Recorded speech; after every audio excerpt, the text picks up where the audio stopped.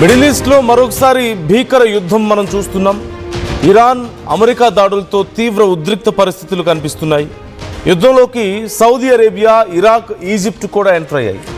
ఇరాక్లోని popular mobilisation forces స్థావరాలపై America భీకర దాడులు చేస్తుంది.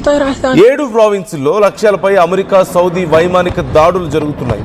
ఈ దాడుల్లో 20 మంది PMF సభ్యులు మృతి చెందారు. మరొక 32 మంది గాయపడ్డట్లుగా PMF ఒక ప్రకటన చేసింది. మృతుల సంఖ్య మరింత పెరిగే అవకాశం ఉంది. దాడుల తర్వాత ఇరాక్లో ఉద్రిక్త పరిస్థితులు నెలకొన్నాయి. సౌదీ, అమెరికా దాడులకు ఇరాన్ ప్రతీకార దాడులు మొదలయ్యాయి. జోర్డాన్లోని అమెరికా స్థావరాన్ని లక్ష్యంగా చేసుకుని ఇరాన్ అటాక్ చేస్తుంది. అమెరికా స్థావరాలపై బ్యాలిస్టిక్ మిజైల్స్ ప్రయోగం జరుగుతోంది. మరోవైపు ఈజిప్ట్ డామియటా పోర్ట్లోని అమెరికా LNG స్థావరంపై ఇరాన్ దాడి చేసింది. ఈ నేపథ్యంలో ఇప్పుడు ఈ యుద్ధంలో పాల్గొంటున్న వాళ్ళ సంఖ్య, లేదంటే అన్ఎక్స్పెక్టెడ్ పార్టిసిపేషన్ కూడా మొదలైంది. ఇందులో ఇరాక్ మనం ఓవైపు చూస్తున్నాం, మరోవైపు ఈజిప్ట్ అమెరికాకి సంబంధించినటువంటి నౌక మీద ఎవరు క్లెయిమ్ చేసుకొని ఒక డ్రోన్ ఆర్ ఒక బాంబ్ వచ్చి పడడం, అక్కడ దాడి జరగడం ఇప్పుడు సంచలనంగా మారింది. ఇది ఖచ్చితంగా ఇరానే చేసిందని చెప్పేసి అమెరికా భావిస్తుండడం, అమెరికా తిరిగి దాడులు చేస్తామని ప్రకటించడం మనం చూస్తున్నాం. సో సంభవ్ ఈజిప్ట్ కూడా ఇప్పుడు ఇన్వాల్వ్ అయింది. మరోవైపు ఇరాక్లో ఉన్నటువంటి కొన్ని మిలిషియా గ్రూప్స్, ఇరాన్కి సంబంధించిన కొన్ని proxy groups, parts of their proxy groups అని చెప్తూ ఉంటారు, వాళ్ళు కూడా ఇన్వాల్వ్ అవ్వడం, అమెరికాకి సంబంధించినటువంటి స్థావరాల మీద దాడులు చేస్తూ ఉండడం, ఇరాక్లో ఉన్నటువంటి స్థావరాల మీద, ఇలా అన్ని రకాలుగా ప్రొవోక్ చేయబడింది ఇరాక్ కూడా. ఈ నేపథ్యంలో ఇరాక్ ఇప్పుడు ఈజిప్ట్ ఎంటర్ అయింది. మరోవైపు ఇక గల్ఫ్ ఇతర దేశాలు మనం చూస్తూనే ఉన్నాం. సౌదీ అరేబియా ఎంటర్ అవ్వడం కూడా మనకు కనిపిస్తుంది. సో మొత్తం మీద యుద్ధం తీవ్రతరం అవుతుంది రోజు రోజుకి. అలాగే అన్ఎక్స్పెక్టెడ్ అండ్ అన్ఇన్వైటెడ్ గ్రూప్స్ ఇక్కడ మొదలవుతున్నాయి. అన్ఇన్వైటెడ్ పార్టిసిపెంట్స్ మనకి యుద్ధంలో కనిపిస్తున్నారు. సో నంబర్ పెరుగుతోంది యుద్ధంలో ఇన్వాల్వ్ అయిన వాళ్ళ సంఖ్య. మొదట్లో US, ఇజ్రాయెల్, ఇరాన్ మాత్రమే కనిపించాయి. ఇప్పుడు ఈజిప్ట్ ఇన్వాల్వ్ అవుతుంది, ఇరాక్ ఇన్వాల్వ్ అవుతుంది. అఫ్కోర్స్ అమెరికా మిత్ర దేశాలైనటువంటి ఈ ఇతర గల్ఫ్ దేశాల మీద దాడులు చేయడం ద్వారా, సౌదీ, ఖతార్ వీటి మీద దాడులు చేయడం ద్వారా వాళ్ళని ఇరాన్ ఇన్వైట్ చేసింది.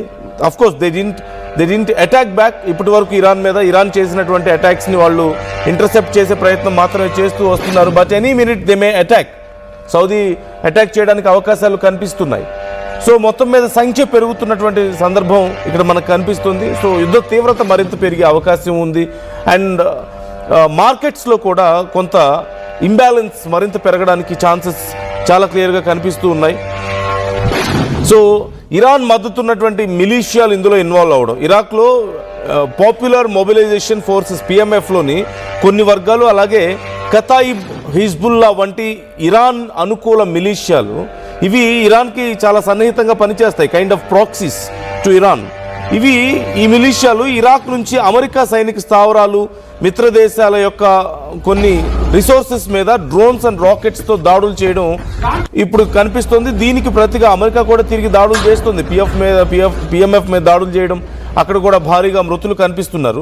సో మొత్తం మీద ఈ దాడులు మొదలైన తర్వాత US ఇప్పుడు వీటి మీద కూడా దాడులు చేయడంతో నంబర్ ఆఫ్ పార్టిసిపెంట్స్ పెరుగుతున్నారు. దీనికి ప్రతిగా ఇప్పటికే మనం చూస్తున్నాం, అమెరికా, సౌదీ అరేబియాతో కలిసి ఇరాక్లో ఉన్నటువంటి ఇరాన్ మద్దతు మిలీషియా స్థావరాల మీద వైమానిక దాడులు చేసింది. ఈ దాడుల్లో పలువురు మిలీషియా సభ్యులు మరణించినట్లుగా కూడా నివేదికలు మనం చూస్తూనే ఉన్నాం. సో మరోవైపు ఈజిప్ట్లో మనం చూసాం, ఈజిప్ట్లోని డామియటా పోర్టు వద్ద ఒక గ్యాస్ నౌకను అమెరికా యాజమాన్యంలోని తేలియాడేటువంటి గ్యాస్ నిల్వ సదుపాయం, ఒక రకంగా చెప్పాలంటే LNGని గ్యాస్గా మార్చేటువంటి ఒక సదుపాయం ఇది. దాని మీద ఒక అనుమానిత డ్రోన్ దాడి చేయడం మనం చూసాం. ఈ దాడి నేపథ్యంలో అమెరికా తిరిగి భయంకరమైన దాడులు చేస్తాం, వాళ్ళు ఊహించనంత అంటూ ఇరాన్ని టార్గెట్ చేసింది. ఇరాన్ ఇప్పటివరకు ఈ దాడికి సంబంధించి క్లెయిమ్ చేసుకోలేదు. I'm sorry. సో మరోవైపు సూయజ్ కాలువ ఈజిప్ట్లో ఉంది, చాలా popular and very important for the world. Hormuz జల్సంది, బాబ్ అల్ మండే ప్రాంతాల్లో ఉద్రిక్తతలు పెరుగుతూ ఉన్నాయి. ఈ 3 ప్రాంతాల్లో కూడా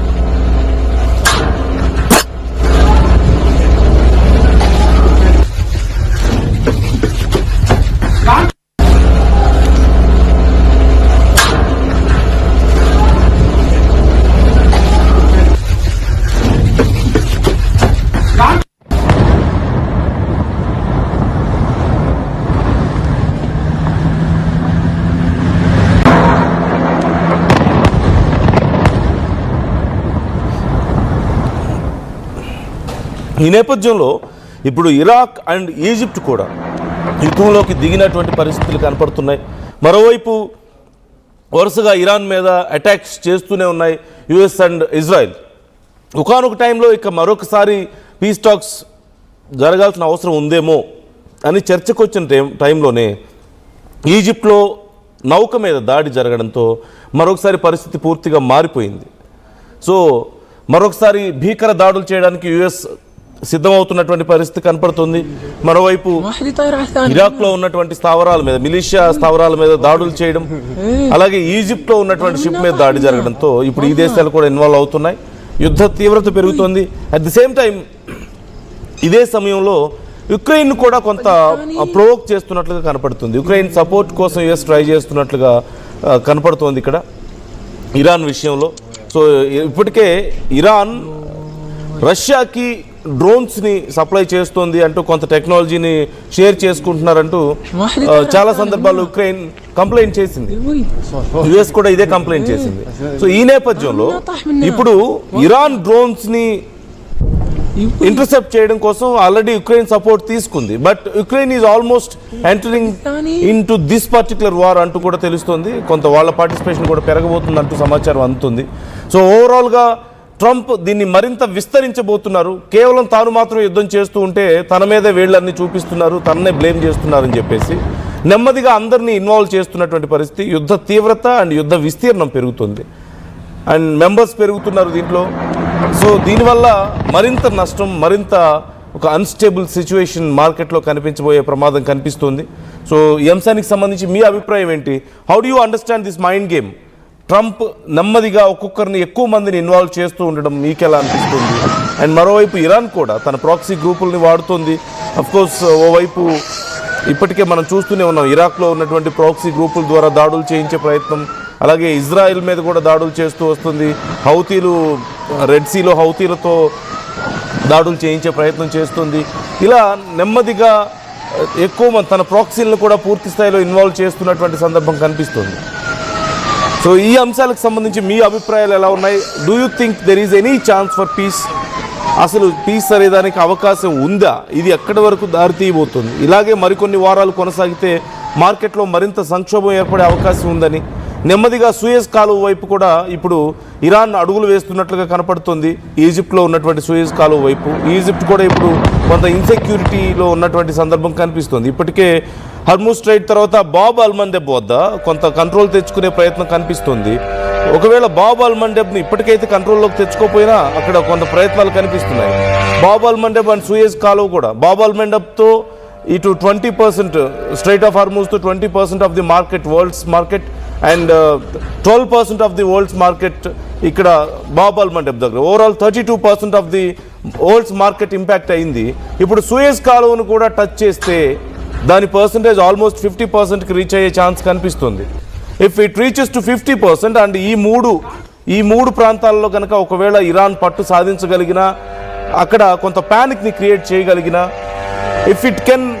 if it can affect almost 50% of the world's trade market, it's going to be a very big disaster.